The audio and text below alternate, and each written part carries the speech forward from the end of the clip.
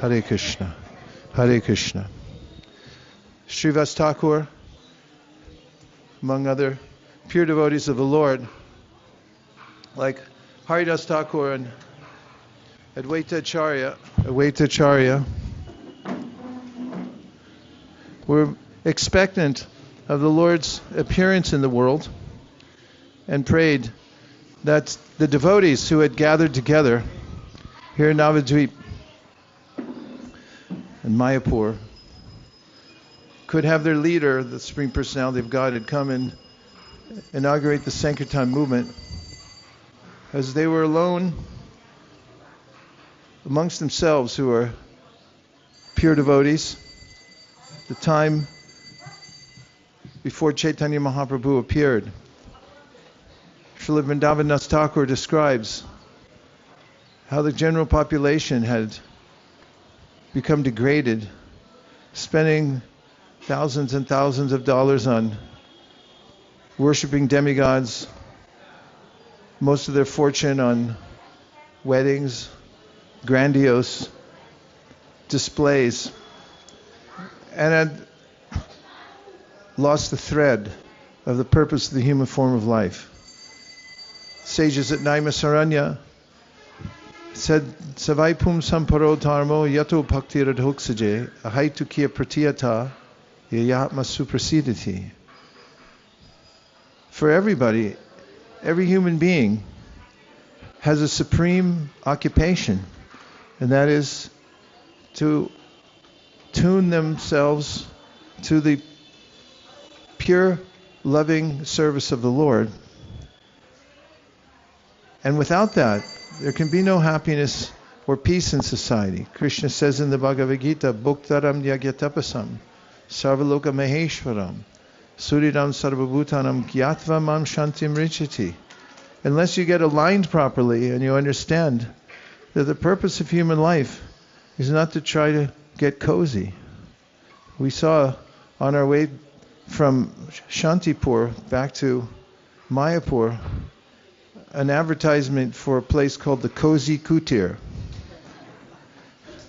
If you think that the material world is a cozy kutir, or that as the advertisement for Indian liquor called Bagpiper used to say that if you drink this, it'll get you cozy.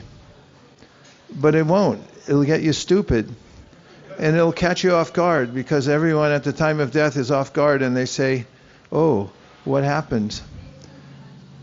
So Caitanya Mahāprabhu had not appeared yet, and the pure devotees were congregating and hearing and chanting. What can one do when one is surrounded by idiocy in the world, or in one's dormitory, or in one's business at work? What can you do when idiots abound and people are absorbed in everything that's bad for them with an arrogant mood, thinking that we know better than the great sages of Naimisaranya? One can only close ranks with the pure devotees among us. If you can only find one, fine. If you can't, then find a Srimad Bhagavatam and a nice place to sit down and read it, and you can have association on every page with the pure devotees of the world. But don't lose heart.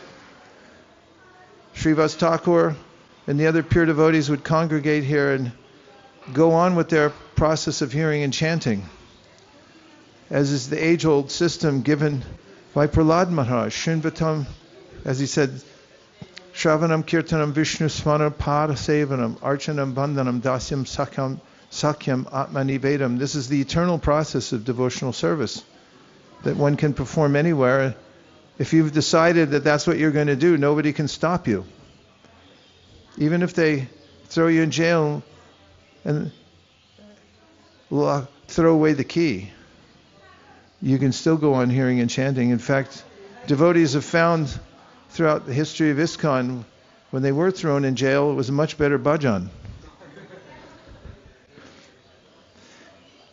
So this was the plight of the pure devotees here, praying.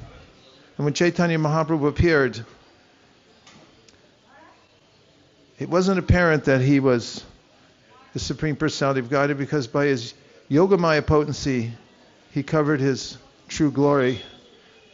He was glorious nonetheless, because even as a young child, he performed pastimes that enamored the villagers. Everyone would want to come and look at him. He was so beautiful. In fact, at the beginning of Kartik last year, somebody just out of the crowd handed me a little picture of Krishna as a baby trying to lick his toe. And I couldn't get rid of it. I kept it everywhere I went. I just kept looking at it. And that's when Krishna appears as a baby. Everyone just wants to look at him and come and see him. I mean, babies are cute. Then they grow up and get a little cranky. But when Krishna's a baby, when Nimai was a baby, he's golden. And he, as I described earlier, he was perfect. You just want to look at him. People just want to hold him. And he would induce the devotees to chant, even as a baby. He'd cry, and then they figured out when they say, Hare Kṛṣṇa, Hare Kṛṣṇa, Krishna, Krishna, and then he'd go, okay. And so he was training everybody. But as he got older, his arrogance grew as a scholar. He was so smart that he just barely listened to one class and then he'd know everything. And then he'd go around challenging everybody. And he would, on the Ganges, there were these tolls, little schools set up with teachers who had their own reputations, and people would go there to learn grammar and Sanskrit and philosophy. And he would go up and down the river with his friends. He had a little gang. He had a posse.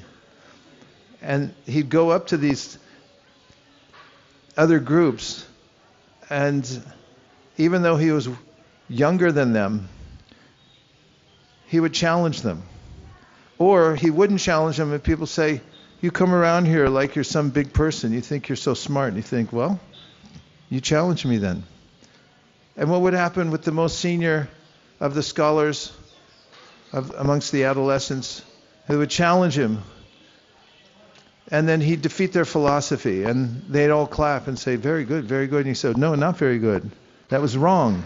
And then he would turn it the other way, and then he would turn it twice, 3 times, back and forth until everyone was bewildered, and then he'd strut off with his group to the next toll to defeat others. Meanwhile, even the pure devotees, whom are most dear to Lord Caitanya Mahāprabhu, he did not reveal his true form and purpose in coming. In fact, some of the devotees like Mukunda, he was a great scholar, but he was simple. When he'd see Nimai Pandit coming down the street in Navadvip, if you've ever done this before, you see somebody you don't want to talk to, you cross the road before you get close to him. Some of the pure devotees, they did that. Mukunda was one of them. When he saw Nimai Pandit coming, oh no, here he comes again. And he would cross the street, but one day he was caught unaware, and Nimai caught him on the street corner. And he asked him, what is the true meaning of liberation? And Mukunda gave his explanation according to Shastra, and Nimai said, no, you don't understand anything. And he thrashed him intellectually and then walked off. And Mukunda was left thinking, too bad he couldn't be a devotee. And all the Vaishnavas started saying that. If he could just become a devotee, we could defeat all these atheists. And we'd have such a powerful movement. And then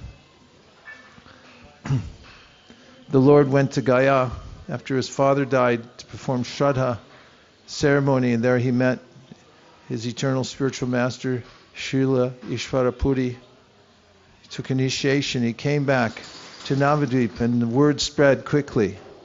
Something's different with Nimai. He's become a devotee, and everyone was aghast.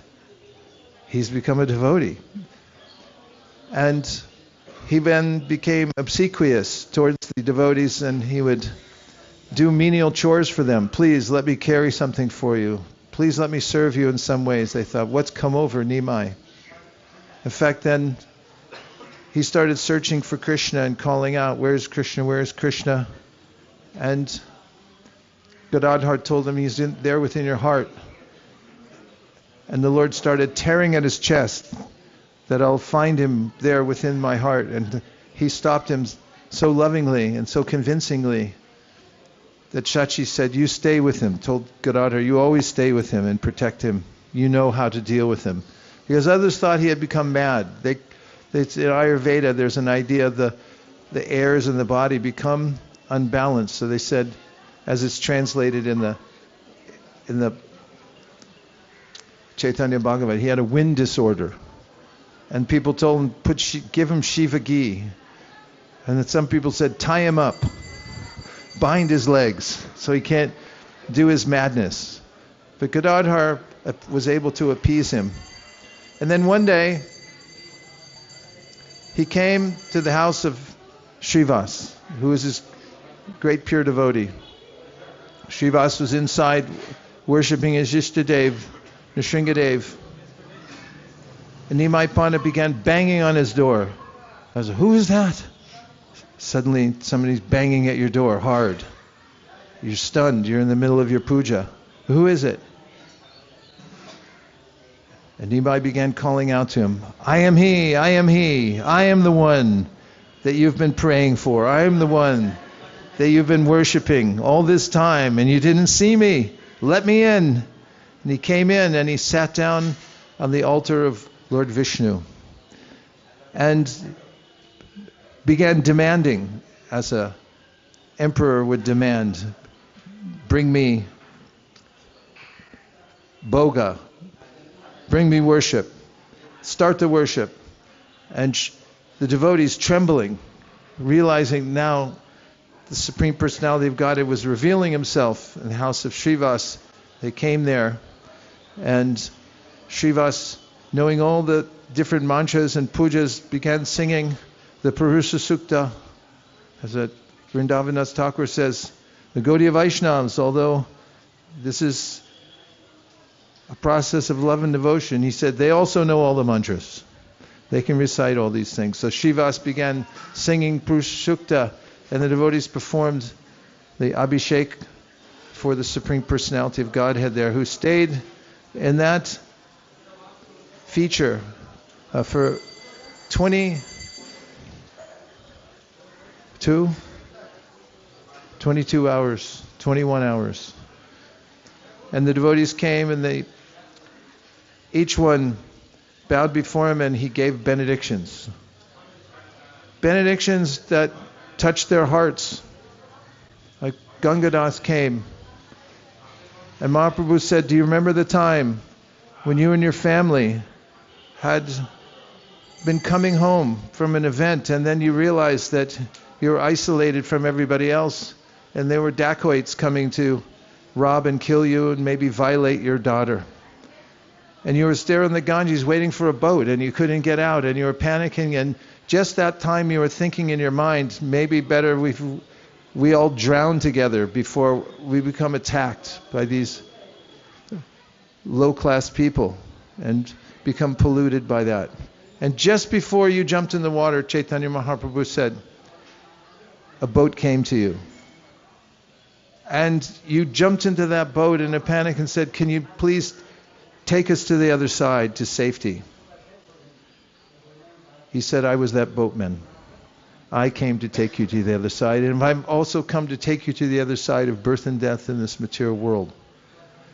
And when Gangadas heard this, what nobody else could have known, in ecstasy, crying, he fell on the floor, prayed for the Lord's benedictions.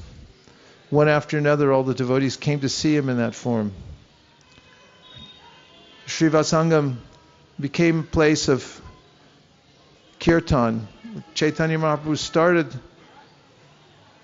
the sankirtana movement in somebody's garage, because Śrīvāsa Aṅgana is not a big palace. This is simple dwellings out here. And Angam actually just means a garage. So where's the program happening? In Srivasa's garage. And only certain people can come. And Chaitanya Mahaprabhu ordered that the devotees, they have kirtan all night. Now what does that mean? They're up all night chanting and dancing. And the next day, They weren't tired. It's not that they slept the rest of the day and then they wait till the next evening but by Lord Chaitanya's potency, not only did they chant all night, but the rest, when daylight came, they went on with their services for a whole year. Chaitanya Mahaprabhu can give us, well, of course, I'm not recommending you don't sleep. I've seen it before. It doesn't work out. It's special circumstances. So, after a year, Mahaprabhu told everyone, after being so careful who he let in to the kirtan, he said, now go out into the streets and perform this nagara-kīrtana. So everyone can hear the holy name. Because yarabaso pyudyan kabalita bhava donta vibodvo drisham tatvandanam api dishati bhakti pranayanim. As Rupa Goswami says, if even a passerby hears Hare Kṛṣṇa, Hare Kṛṣṇa, Krishna Krishna, Hare Hare, Hare Rama, Rama Rama, Hare. In fact, I do this a lot, and I thought the other day when we were having nagara-kīrtana, someone started going like this. You can't help it. You're just like, Hare Kṛṣṇa, Hare Kṛṣṇa.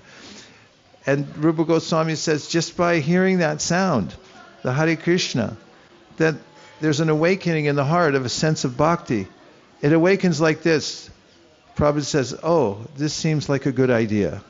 Even if they don't know what it is. He says, drisham tatvandanam, even if they're completely ignorant, it still awakens in them this sense that this is nice, this is good, even if they don't know what it is. And that's the beginning of their spiritual life. So Chaitanya Mahaprabhu wanted that the devotees go everywhere. In fact, his mission statement for his movement, do you know what it is? Every town and village. That's a big vision for everywhere. And what's the first thing that happens when you start a Hare Kṛṣṇa festival in a new place? Somebody calls the cops.